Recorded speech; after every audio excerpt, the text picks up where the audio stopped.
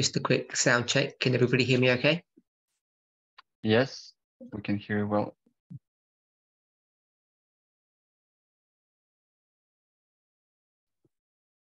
Do you hear us? Yes. Okay. Let's just check my translator.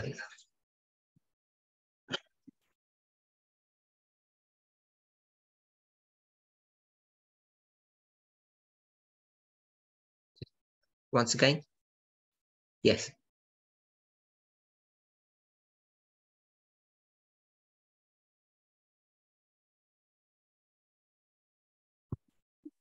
Welcome everybody to this weekend camp meeting.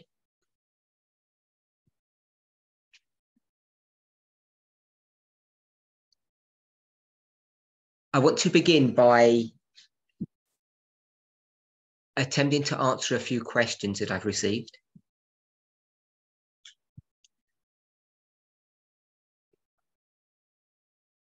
So I don't normally do this to put people on the spot.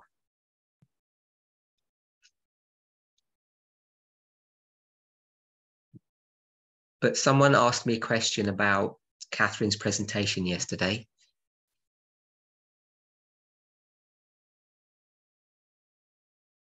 I'm just going to ask her now. She didn't know.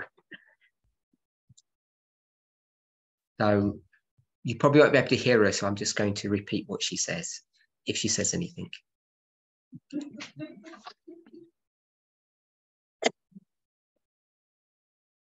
So I've been in what I might describe as a long-term conversation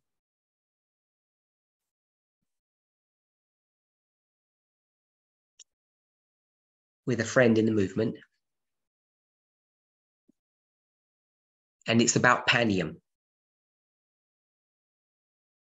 So I know lots of people are talking about Panium. And Catherine mentioned it yesterday in her presentation. So for quite some time now, we have understood Panium to be 2021.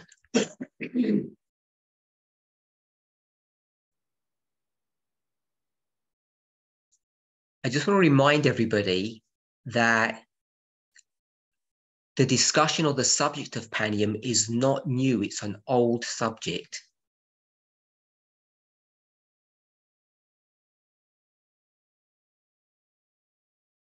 It's been on our radar for 6 years.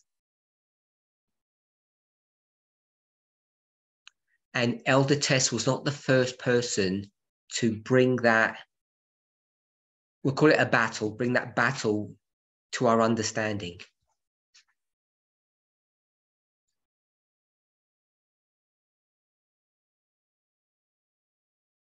Just a general comment. I think many of us have either forgotten or have got into a habit of not reviewing old material.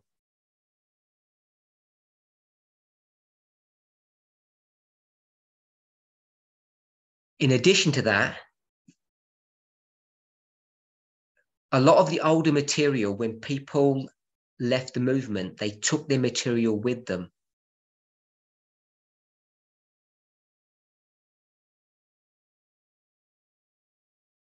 So this is just an admonition or an encouragement that we should be reviewing older material.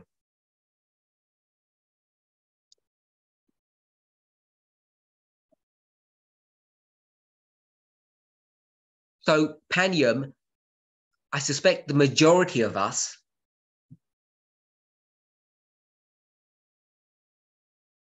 understand it to be an information war.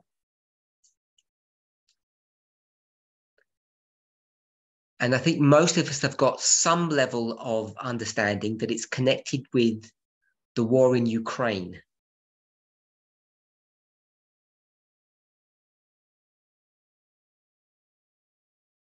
And it's not a straightforward subject. Plus, we haven't been very precise in our language in the past.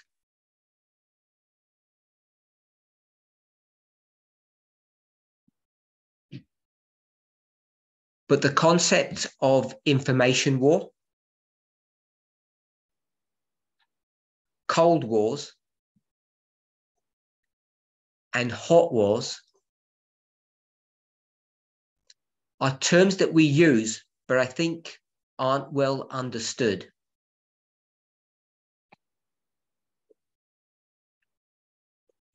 So I'm going to simplify the question.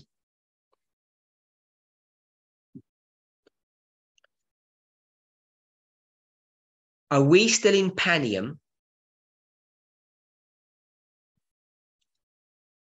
Is the information war that began in 2021,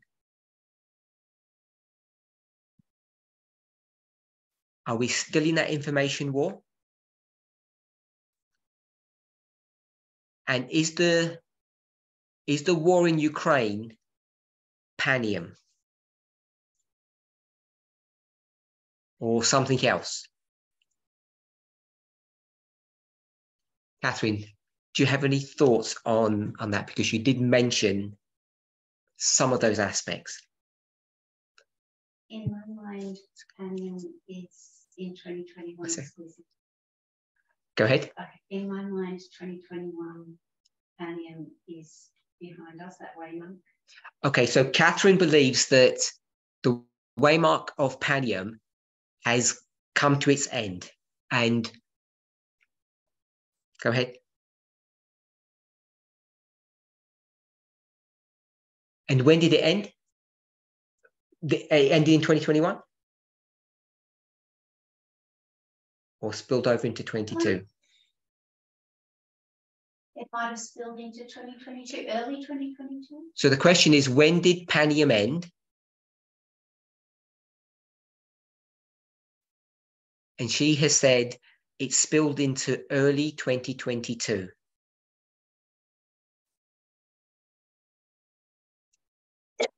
Is that before February, the invasion? Picture it. She believes it ended before the invasion began.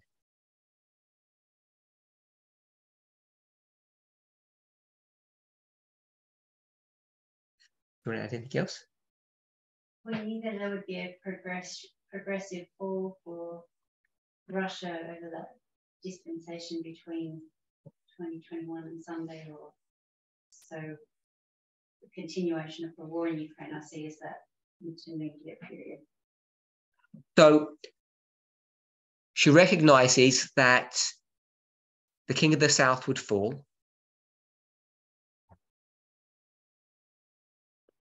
From 2021 Panium to the Sunday Law.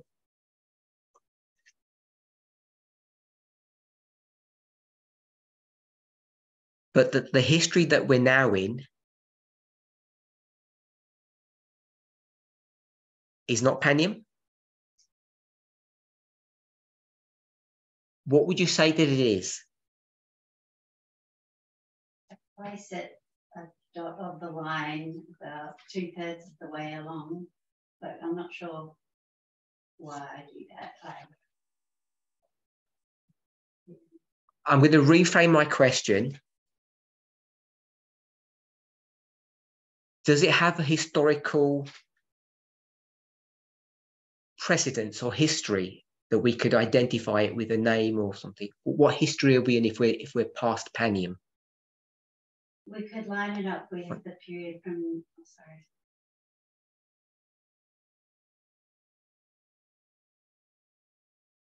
We can line it up with 1989 to 1991.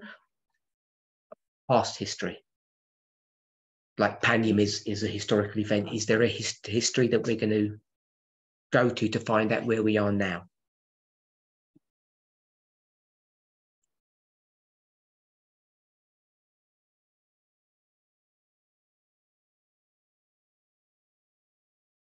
So Catherine said that she doesn't know a historical story to explain where we are now. But in our own history, it's a repeat of It's 1989 to 1990. It's repeat of 1989 to 1991. 89 to 91.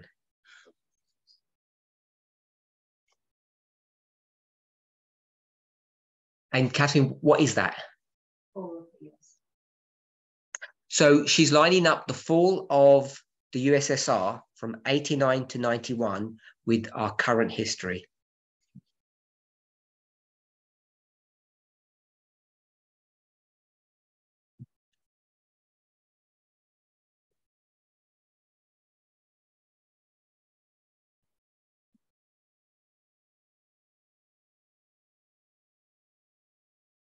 Is that correct?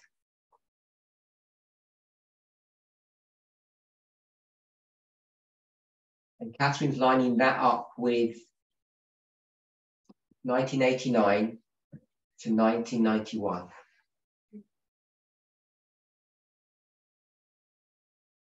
Is that correct?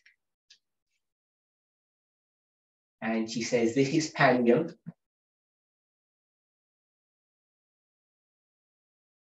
It's the year, but it's the point.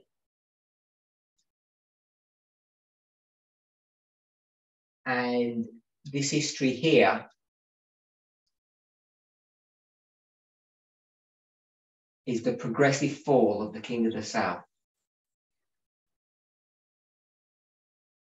Okay, so I hope that answers that person's question.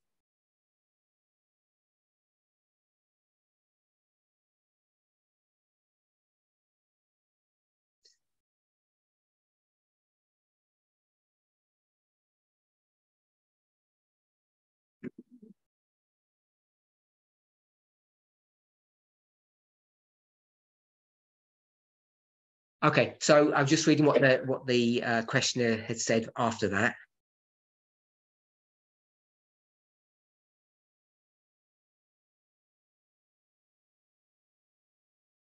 Okay, so I hope that answers your question, and they might come back.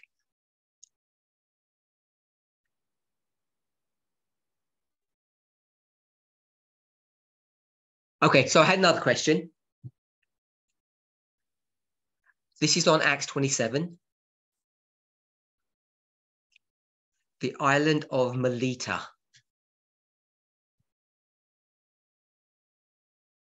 What island is Melita? Malta. So everyone here knew it was Malta.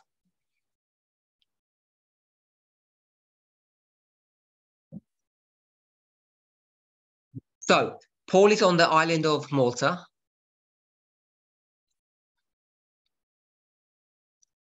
And I don't know if the question is connected to the presentation that was done yesterday.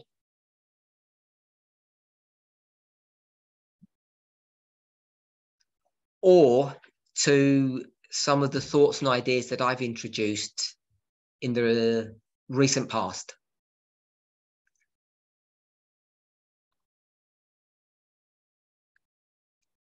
So we all know that Paul becomes famous in Malta.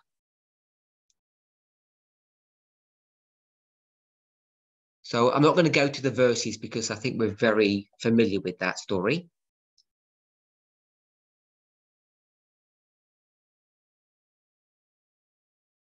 Certain things happen in that story. There's the snake. And then there's the Roman governor's father.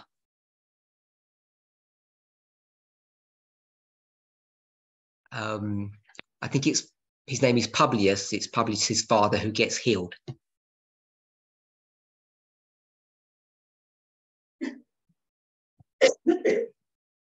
And those two events propel Paul to fame.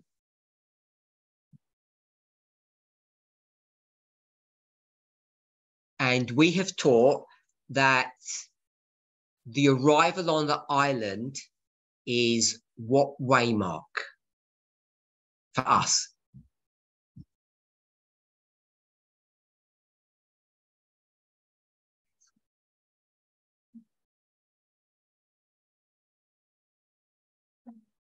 I can't hear. Who's speaking? I didn't hear what they said. Sunday law. Sunday law. So we've taught that that's Sunday law. And the questioner understands that.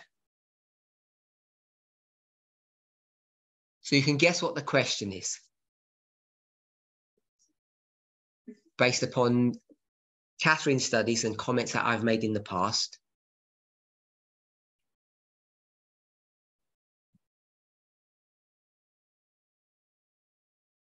And those on Zoom, what you're not aware of is the discussions that we had after her studies here at camp.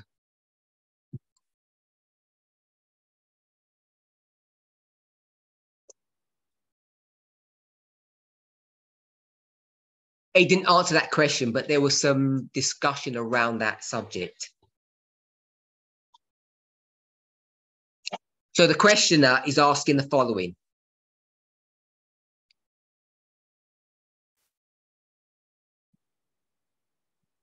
Can you hear me okay?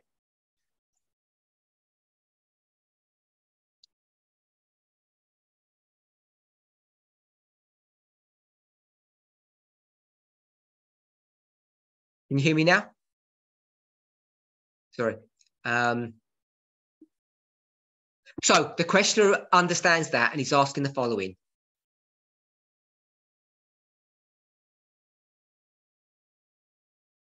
I'm going to quote him.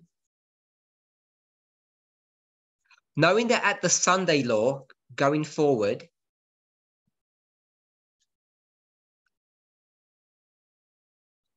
we're supposed to interact with the Nethinims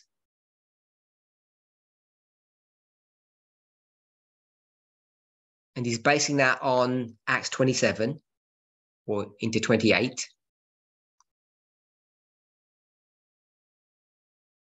What does that look like in our time?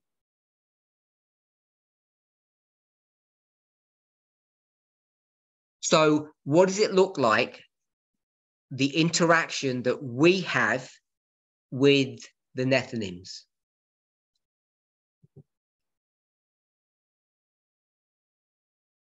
So if we compare Acts 27, we are whom in that story?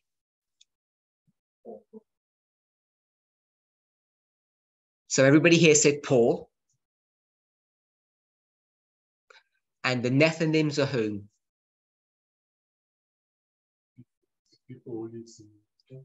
The islanders, the people from Malta who live there.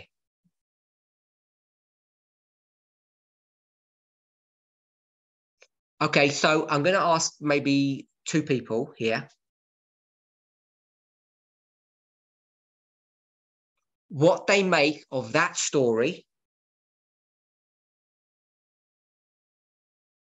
what they understood or what they think they understood that Catherine was teaching yesterday.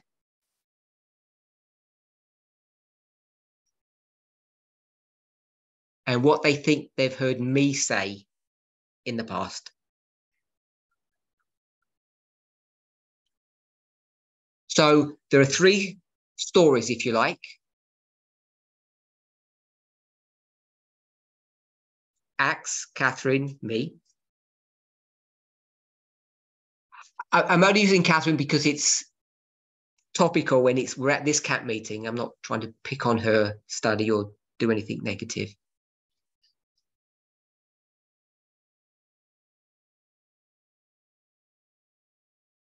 And we all have our own ideas anyway, I think. Okay, so one volunteer to put their hand up.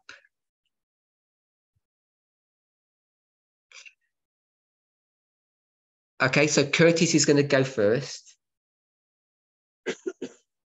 So the question is, we've got Acts 27, where Paul is literally famous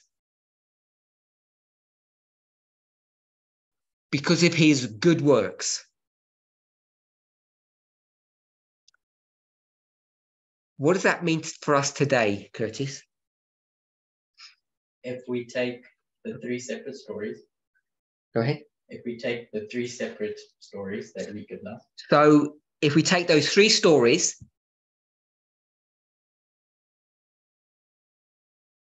all going to fame in Acts 27, when Paul becomes famous in Acts 27,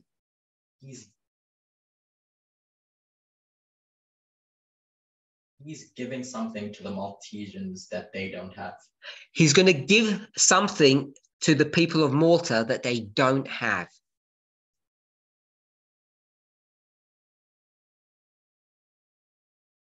In the study that Catherine did yesterday, In the study that was done yesterday by Catherine,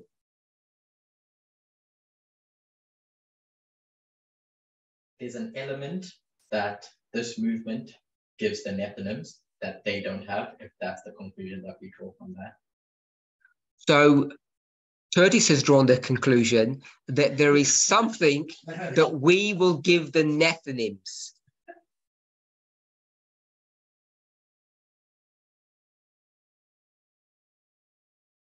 In those two literal histories, because Catherine used the 1850s history and Acts 27, that's literally going to them and giving them those truths. So in yesterday's study, we know that Catherine spoke of the 1850 history.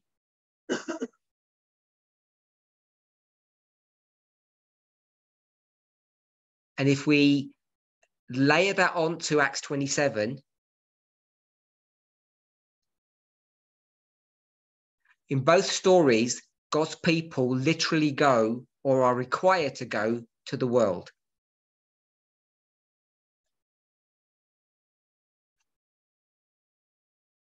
And the marker that she used for that was the 1850 chart.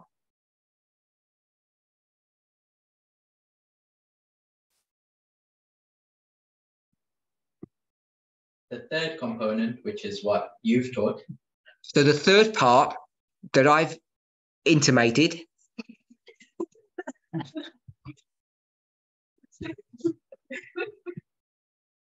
is that our relationship with the Levites and the Nethinims is not physical and literal. So I've suggested that our relationship with the Nethinims is not literal. That's what Curtis has said.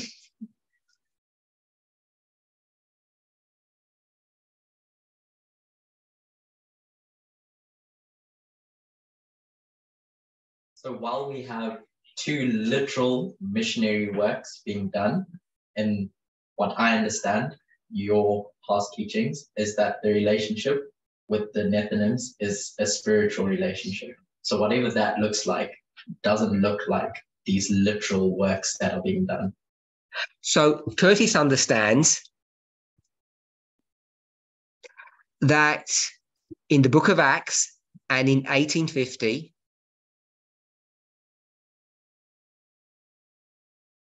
there was literal evangelism going on.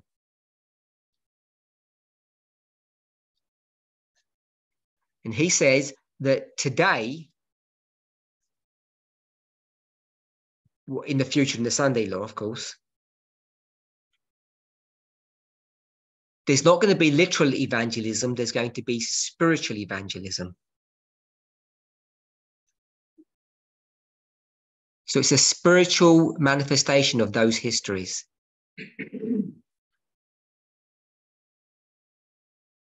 And what does that mean? We're not specifically having physical contact with them, giving them a message. We're not going to have contact with them. Or whatever message they are getting from God is coming externally. Is not coming from us. So they will be evangelized, not by us, but by a message that originates from God.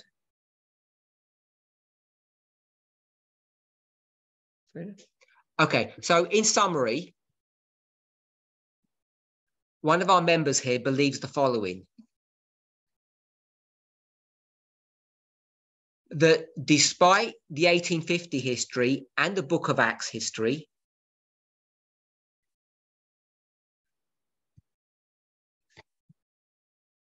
we won't be doing evangelism to the Nethinims, but they will be receiving a message from God without defining what that means. It's the test, but it's not going to come from us. And so the inference or the suggestion is that it will come from an external source, which would essentially be the world.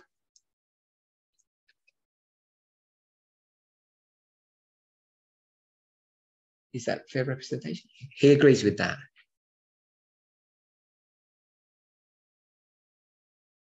Anyone else wants to say something? Hey. Brian. That, other than what Curtis is saying, if that's not what's going to happen, God's going to have to empower us to do some great thing that's going to attract attention to the messages. So Brian has said that if Curtis is wrong, then the Book of Acts will have to be literally fulfilled. In some fashion, we have to become famous, and so we become the center of attention. And obviously that's based on an Acts 27 model. And even though Brian didn't say that, so I say the following, not the past. This is exactly the same model that Ellen White provides.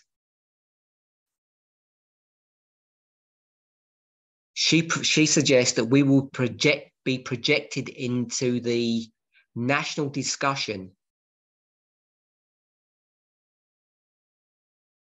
And you can go to the 1890s to get evidence for that.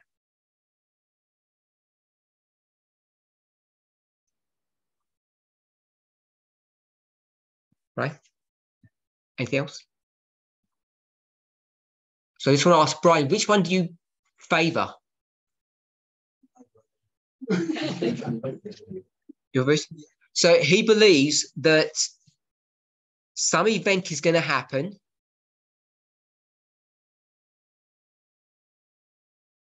that will make us famous,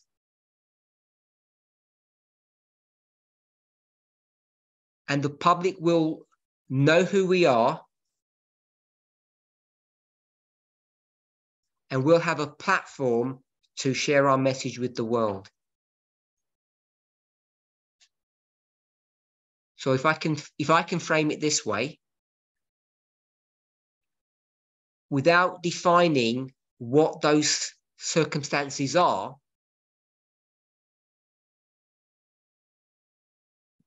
one of our members says that the movement's standard or traditional teaching on the Sunday law is correct.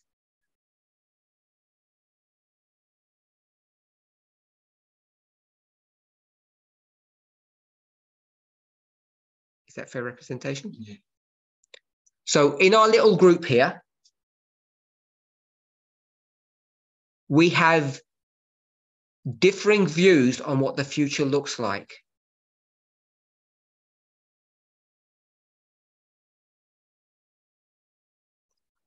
Brian, did you have that understanding before yesterday? It was my wish always that I've always expressed that we have to be able to be outstanding in the world to get this message across. Otherwise, it's not then it's going to have to be the way Curtis has projected it. So I hope everybody on Zoom understands that I'm rephrasing people's responses.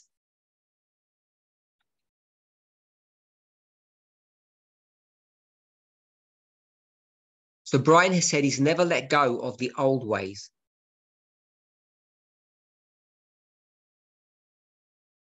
And embraced these new ideas.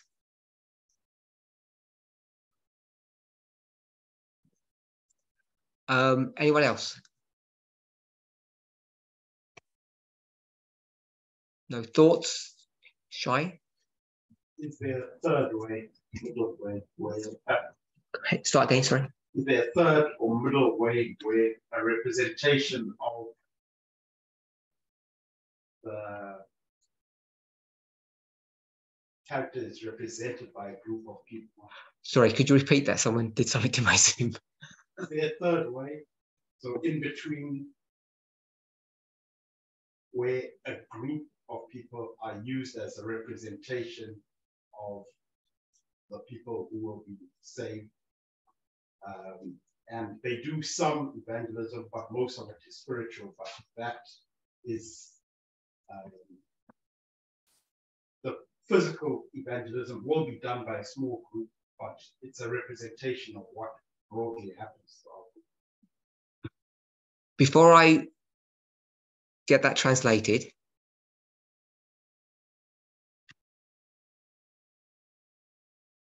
that small group, you're talking about us?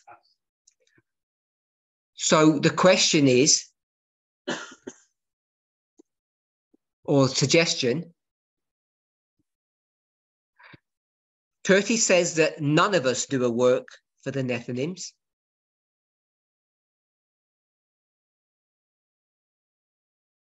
Brian says that all of us as a movement do a work for the Nephilims.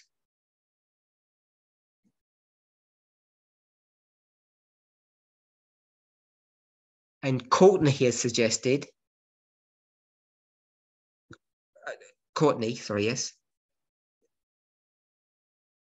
that maybe only a few of us do this work.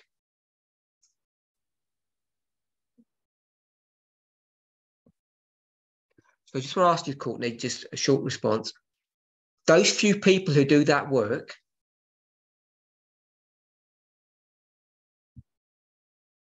are they sent or are they independent workers?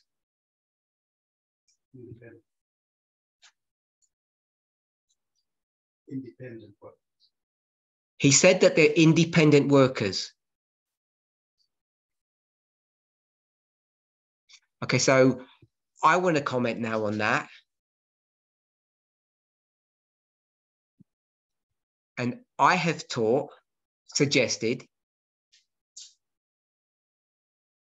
mostly in private, not so much in public, say, perhaps, that if you go and do an independent work, you're not representing a movement. So I don't think that would qualify.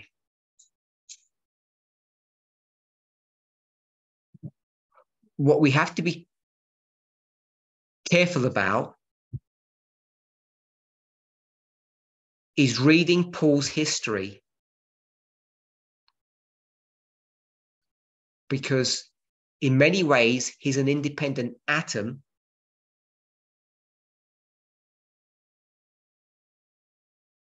but we treat him as a representative of the movement back then.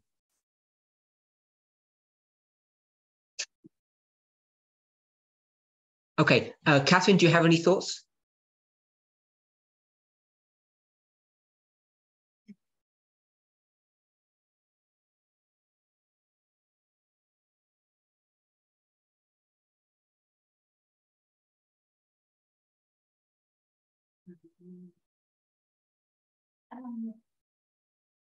Thoughts about what it looks like going to the Nephilim?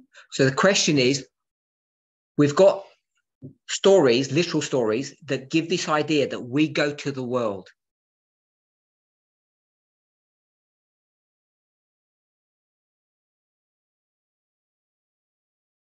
And we've built a whole theology, a doctrine, that we are at the center of the great controversy during the Sunday law history.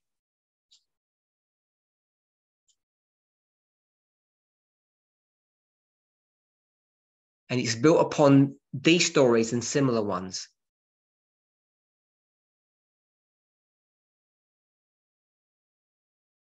Curtis said that that version is no longer fit for purpose.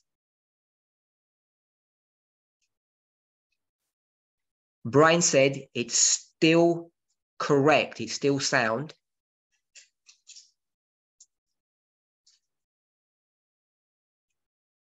And that's my question, Catherine. My expectation has been that we will do work on behalf of the movement, but in our personal spheres of influence. So Catherine's response was similar to Courtney's. That each of us will just do the work that lies nearest,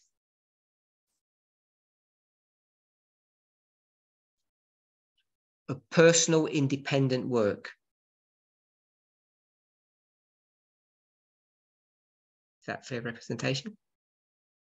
By independent, are you saying it's not part of the movement? So I'm going to define what independent means.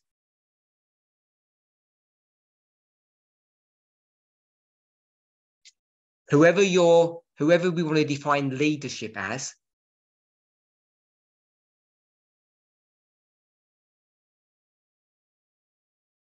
whether it's me, a continental leader, or a ministry leader,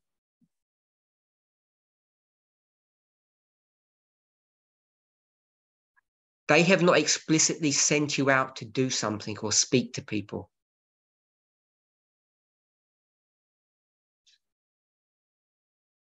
There's no coordination. There's no organization. It's just an individual member of the movement deciding that they need to speak at some moment to somebody.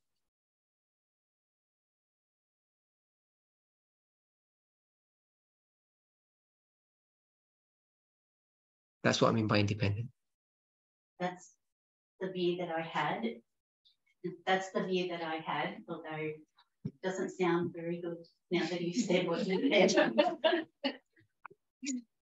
I want to add that I don't mean to put a negative connotation to that.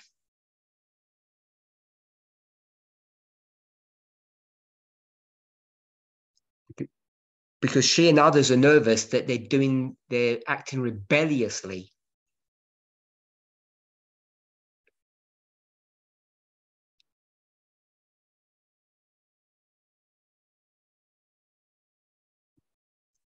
And when I've discussed this subject in the past, this particular issue,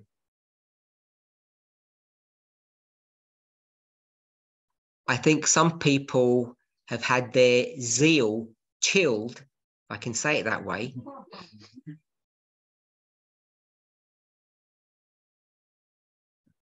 because there's a misunderstanding of what this issue would mean.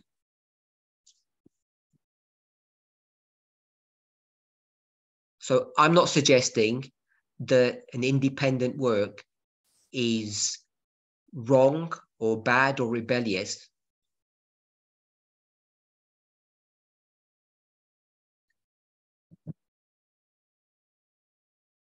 But I am suggesting it doesn't fit the criteria of a movement-led initiative.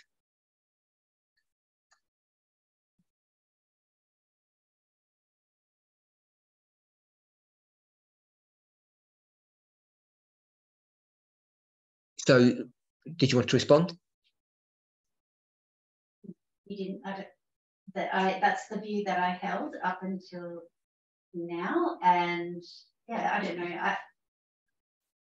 The way I was seeing it was how you described it. So then. Okay, so no more comment. She's happy-ish. So, I think I agree with the previous speakers' thoughts.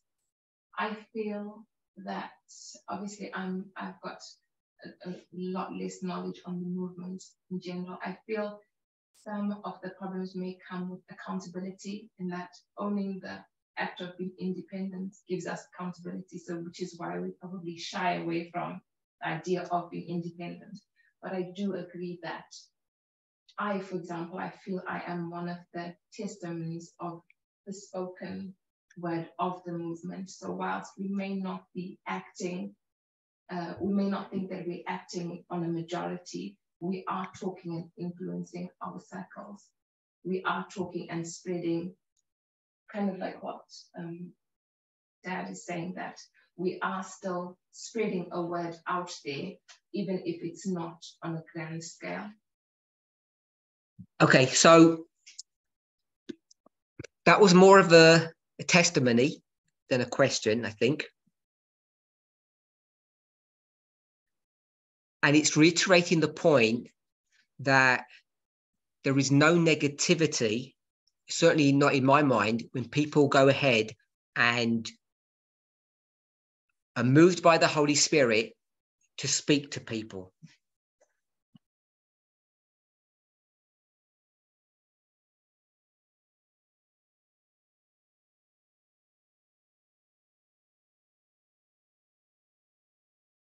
That fair representation? Yeah, what I do want to disagree with what you said is that's not what Brian said, I don't think. He spoke. Sorry? Sorry, because what Courtney said, being in the middle. Oh, Courtney, I thought you said. No, I did. Okay. Okay, so I won't comment anymore then. That's fine. Any other thoughts?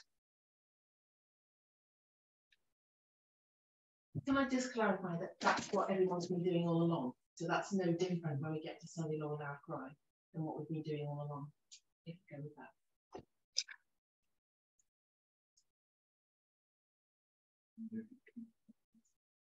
Yes, I'll try and repeat everybody's thing. So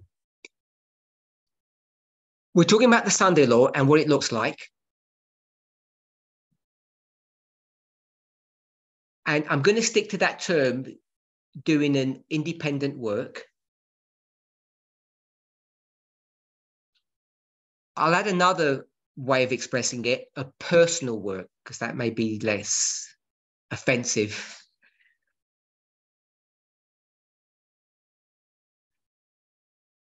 I wasn't trying to be offensive when I said independent, because I think it is an important concept to understand.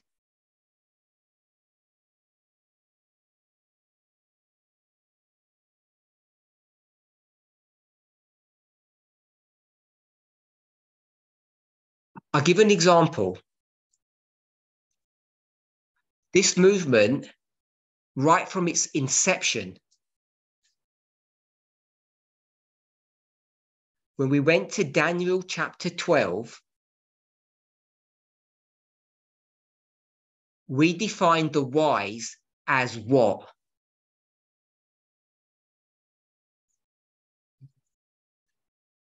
As teachers. Someone has said as teachers.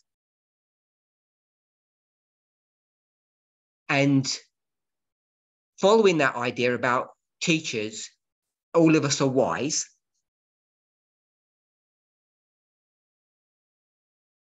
We developed another model that says we're all priests. And what's the primary role of a priest? It's not someone who does sacrifices, it's a teacher, someone has just said. So based upon that model, we have had a culture which has not worked well, because I'm just going to say all of you, generally, not just here, but on video,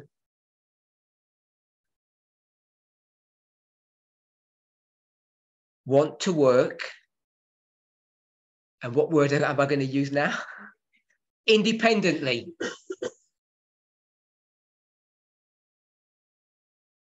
You don't want to do as you're told.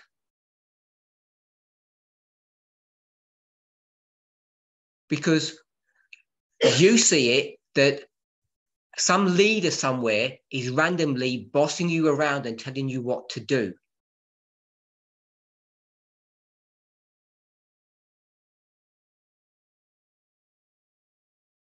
And so the subject is about teaching. And people will come up with all manner, I'm going to call them excuses.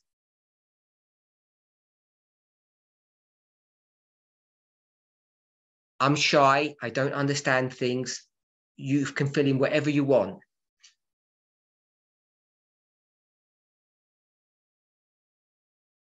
But those leaders never set the rules.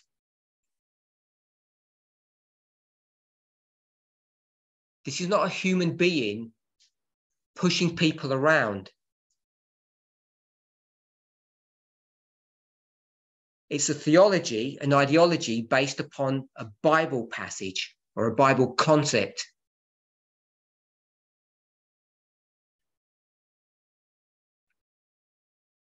And when you qualify as a priest, literally in the house of Aaron,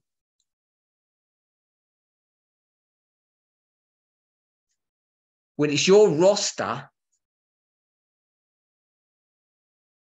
in the time of Christ, the priesthood was rostered on, we'll say, on a monthly basis.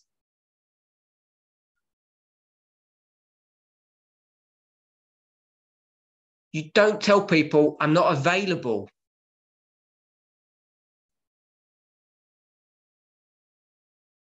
Because you get kicked out. You lose your job. But this movement is full of independent workers who think they have a right to be independent because they think it's of leadership, but it's really of God and their job function.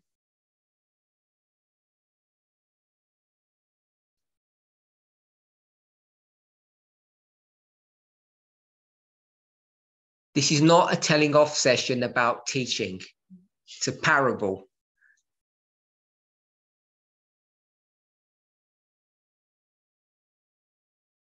When we're required to teach, every single one of us, it's not some kind of organizational issue.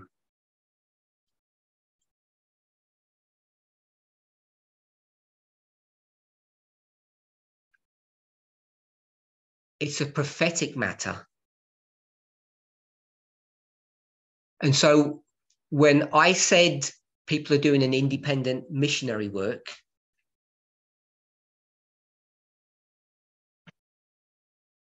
all of you have got your lives, you've got your personalities.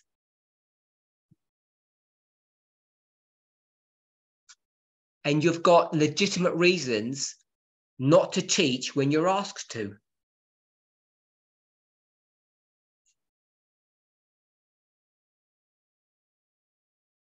And whilst we're all free to teach when we want, if we want,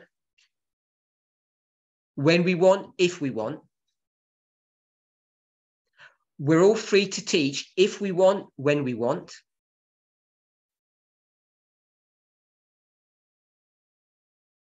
In the same way, we're free to evangelize if we want, when we want.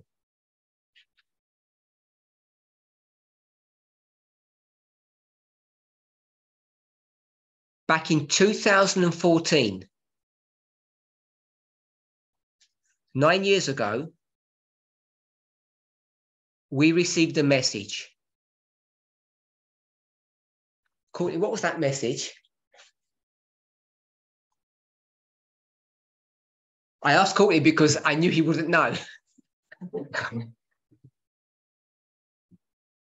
Emma brought this subject up a minute ago. What was the issue? Or no public evangelism.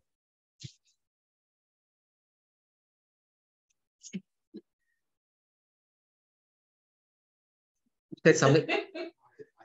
Yeah, Courtney wouldn't have known that, which is why I asked him. But he should have known it's related to his statement earlier, so he could have figured it out. 9 years ago, when the message came, no public evangelism,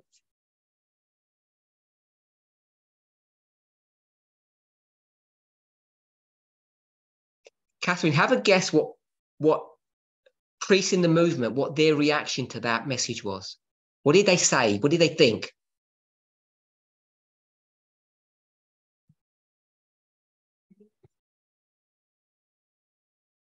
It's against the thus saith the Lord. What is against the thus saith the Lord? No evangelizing. No, more specifically. Brian.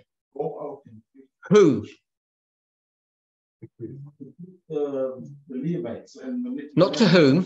The world. Individual priests. You can translate now. Independent priests were not allowed to talk to anybody.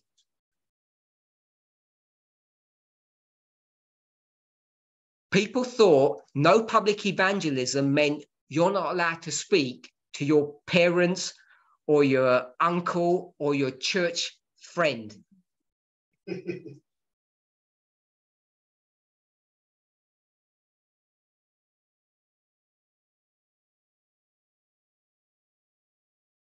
Some people here smiled when I said that, but it took several years to become balanced. So that message was there would be no organized work.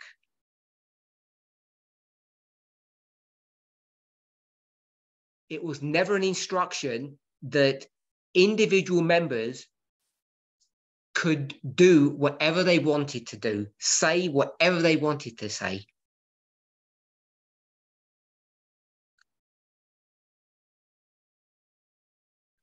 So earlier, Emma made a comment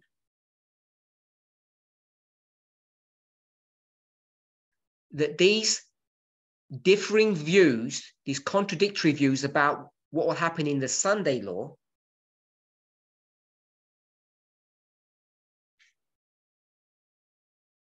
when it comes to doing a personal work, which I call an independent work, is nothing new. It's not a Sunday law dispensational issue.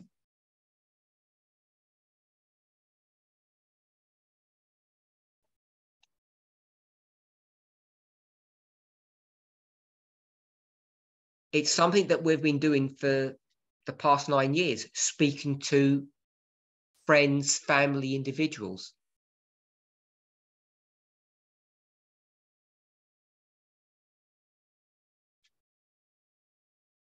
Even people who aren't Adventist, we're allowed to speak to.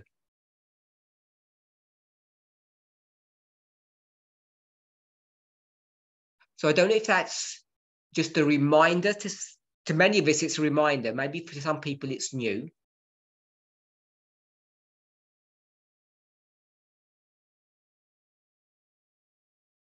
But that's why I've said that this idea of doing a personal work in the Sunday law history does not qualify as a prophetic phenomena.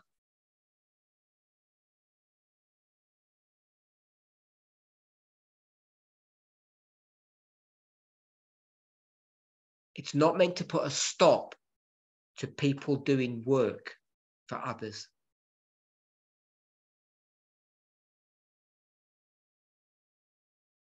Everybody okay? Any questions? Okay, so I'm going to go back to 2 models. Either we don't go to the world, and somehow or another they will catch the message, or we do go to the world. Now, I guess since September last year,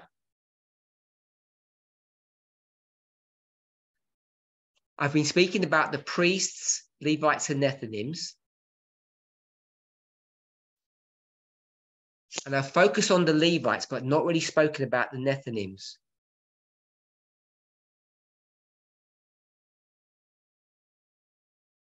So, based upon 3 people, Curtis, Brian, and Catherine. When I say Catherine, I mean what she taught in her second presentation yesterday.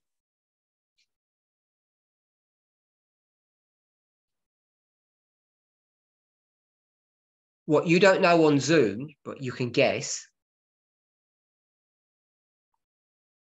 is that her hour Zoom presentation was followed, I think, I'm going to say an hour and a half further discussion.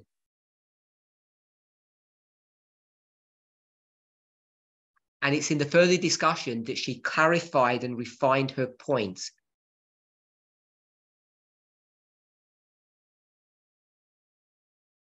So you all missed that. And without knowing what was discussed then, you won't perhaps be able to answer the question that I'm going to pose now.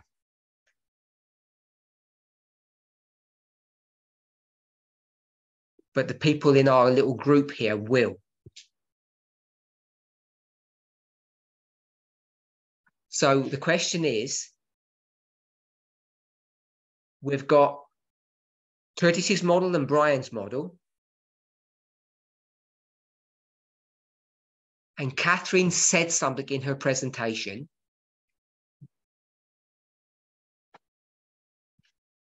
My question is, what is the problem with Curtis's model?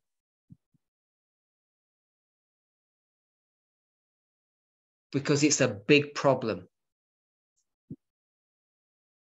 And you must understand what that issue, what his problem, not his problem, what the problem with his model is.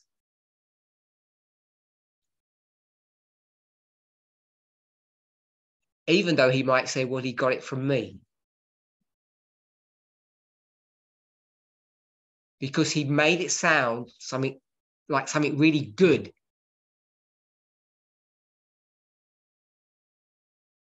Especially when you start talking about spiritual things. And we might say of Brian's model,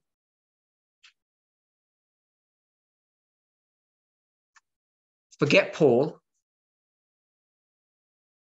One man did not turn the world upside down, even though it says that. He really didn't.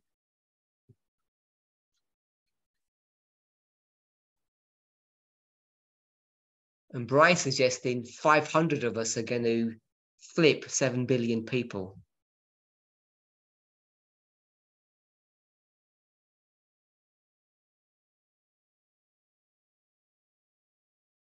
What we understand what flip means. They have to make a decision.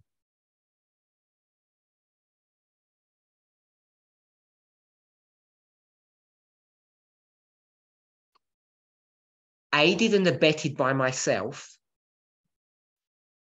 with my help, many people in the movement don't believe that can happen now.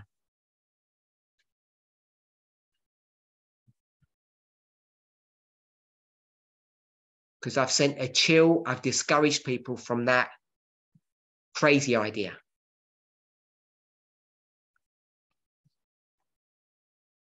Except Brian. And I'm not trying to say it in a joking way. I'm saying he represents a group of people in the movement who don't believe what Curtis has said. And Curtis kind of got that from me.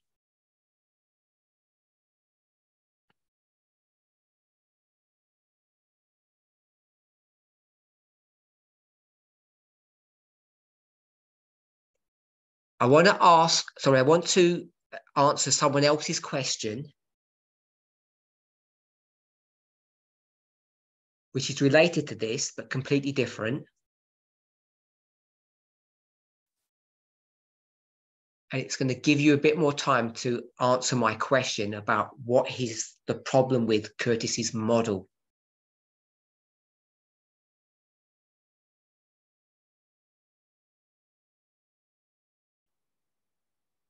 Do you know what the answer to my question is, Catherine? Yeah. Yes? Okay, so Catherine thinks that she's got it, what the issue is. Independent question. My question is, what will happen to the Nethinims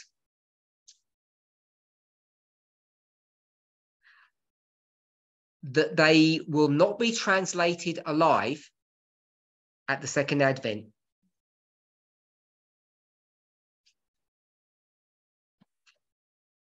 It's a bigger question. It's about Levites and Nethinims. It's about the 144,000. And it's about translation for those Nethinims. Okay, Catherine, what's the problem with Curtis's model? Because he made it sound really good.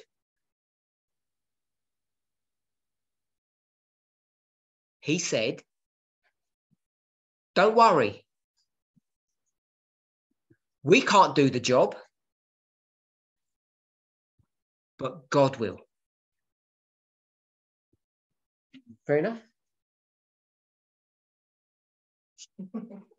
Or you don't. We don't do the job, but it's going to be. They're going to have spiritual evangelism. You say.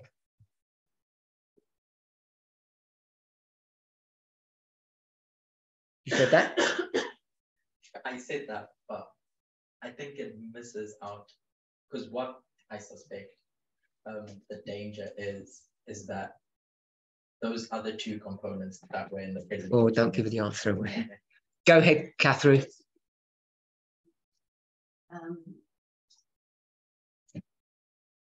The Nethinims, what the Nethinims need is a message about prophecy and reforms. What the Nethinims need are a message, you said? Go ahead. On reforms and prophecy. They need a message on reforms and prophecy.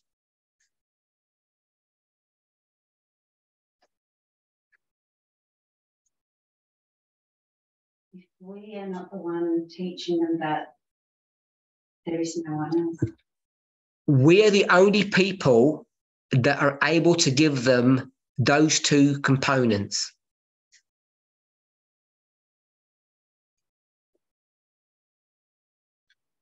And our job function is teachers.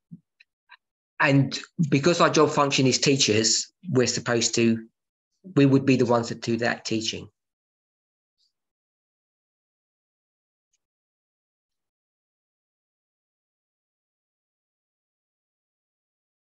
So I was unfair to Curtis because Curtis already figured that out sometime through this discussion.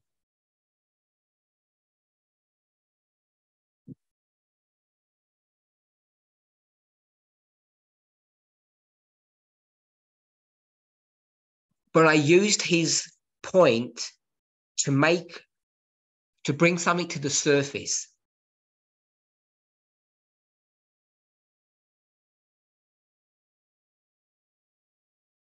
I don't know if I've said this privately or publicly.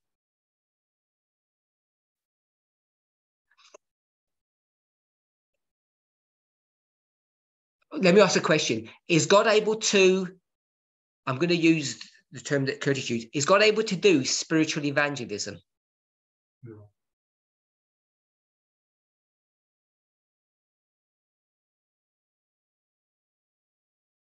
So Curtis said yes before you said God's. He said, yeah, he's backing out now. And no. Are you talking dreams and visions? Yeah. Yeah, what do you mean by God? I didn't define what you said, external sources. But those external forces are doing a prophetic message from God. As do we. So we used God as the thing, but we're just proxies. Yeah. Yes. So he was. I'll do the translation in a minute. He wasn't talking about dreams and visions. He's using proxies like we are. So the definition of spiritual evangelism was confined that we, the movement, won't be doing this work, but other human beings will.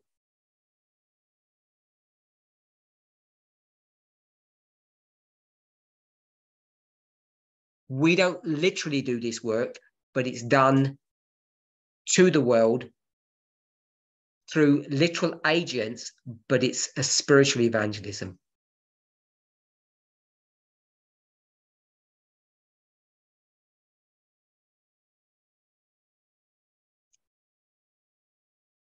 Okay, so now that we're all on the same page,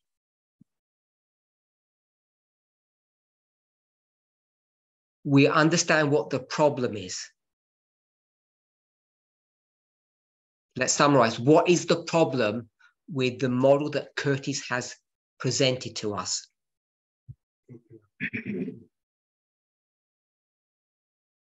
Let me break the question down. When you're doing evangelism,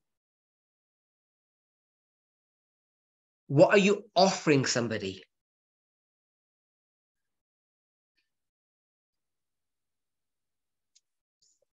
Salvation. So I wanted to use another phrase besides salvation.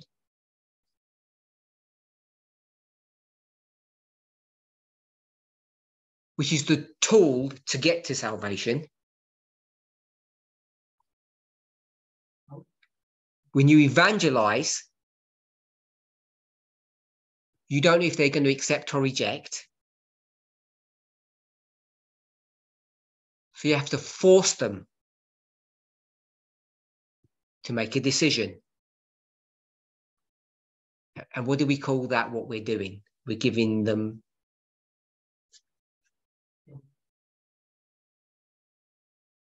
the everlasting gospel.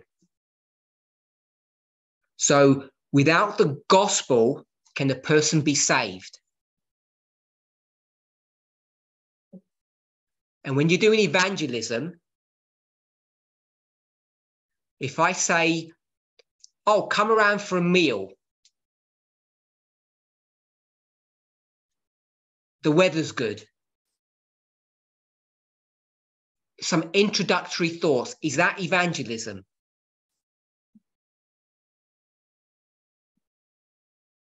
No, there might be tools to break down barriers.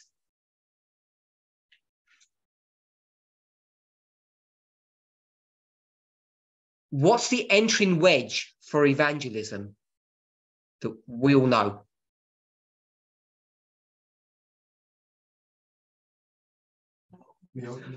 Sorry, I have to do it. Let me translate. That's why. Health. Yeah, so health. The health message is the entering wedge.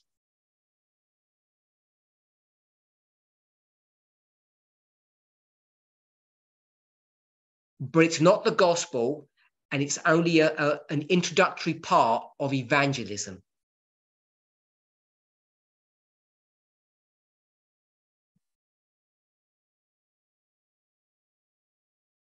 And if evangelism remained with the health reform message, would it be of any use?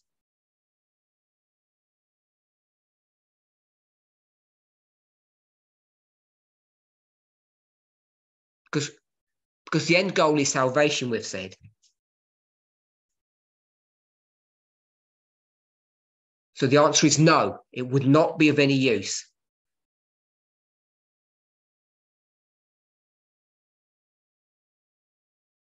So what has been said, if we, this movement, don't give the message to the world, to the Nethinims,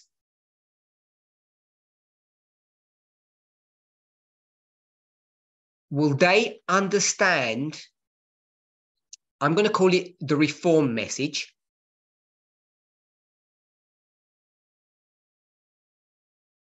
Which is equality. Will they understand that from the world? Well, I'm going to say yes. We've got a couple of different answers, but yes, they can. They get that from the world. But it's not sufficient for salvation. So if it's not sufficient for salvation, is there actually a term, a concept as spiritual evangelism?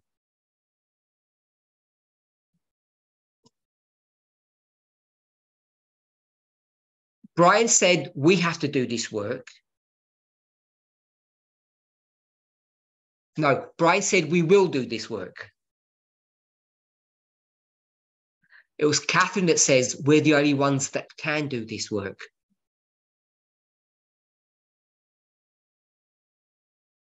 And Curtis was saying the world will do it equally well.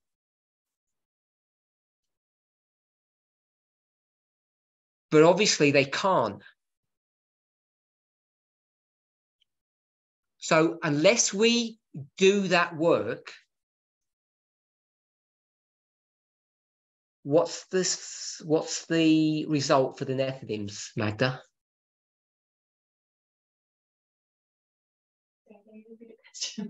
If we don't do the work, what's the result for the Nethinims?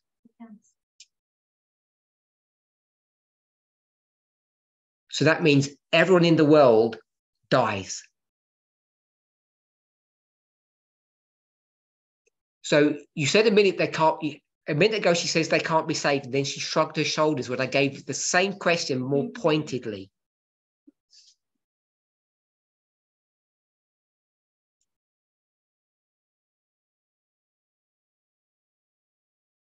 The reason I pointed that out is because we all do that.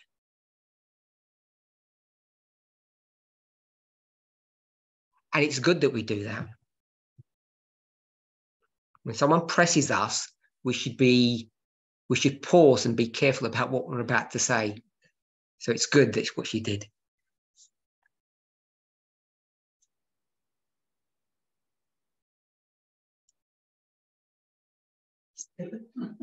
Go ahead, Magda. If we don't do a job, what happens to Nethinims?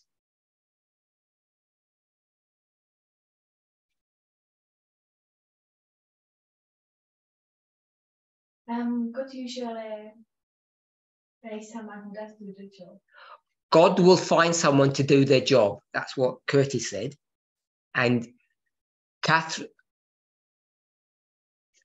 said, there is nobody. We should do the job. But there's line of success, so we should do the job. So it's a what? Line of success. So we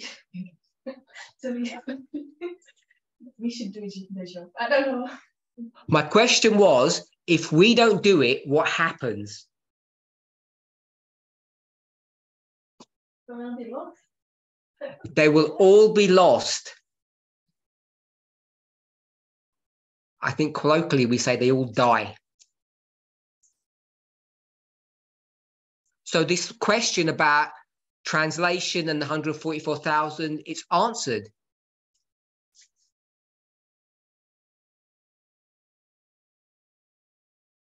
If we don't do this job,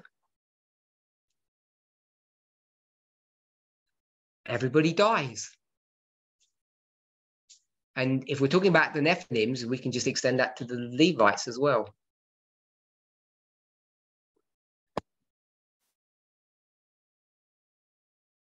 In closing, either we go to the world not personally, not independently, not individually.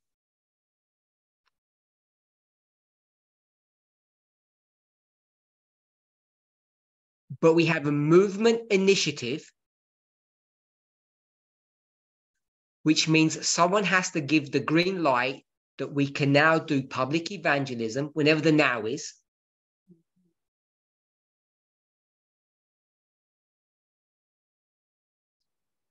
We'll say Sunday law. Unless that switch or that button is pressed,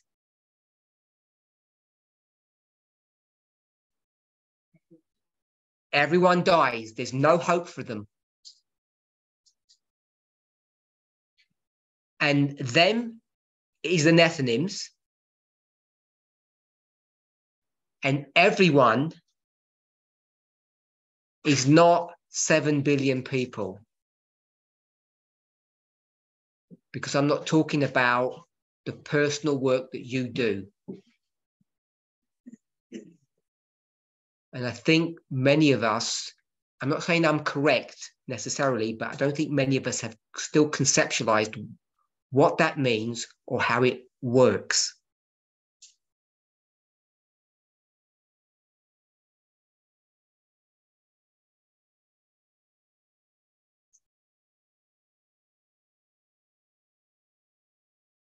But it's nothing new. This tension has existed for 9 years in our movement.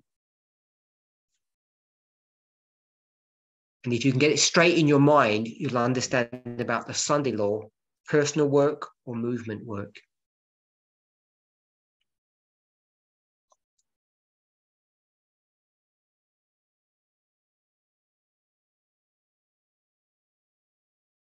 Personal or movement.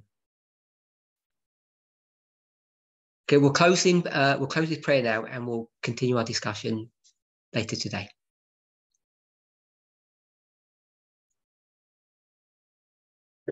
Let's pray.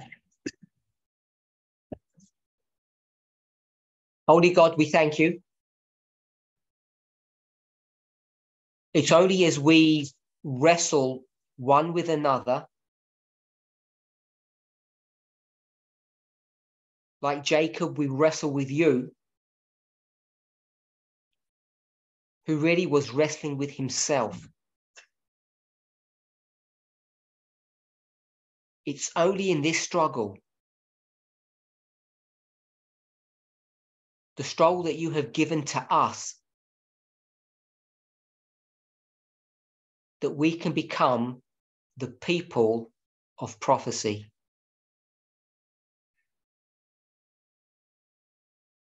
May each of us come to a clearer understanding of the truth.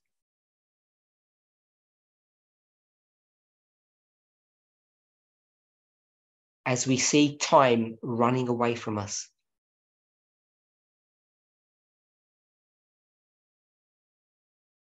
In Jesus' name, amen. I just wanted to say, our next study was meant to be in 3 minutes.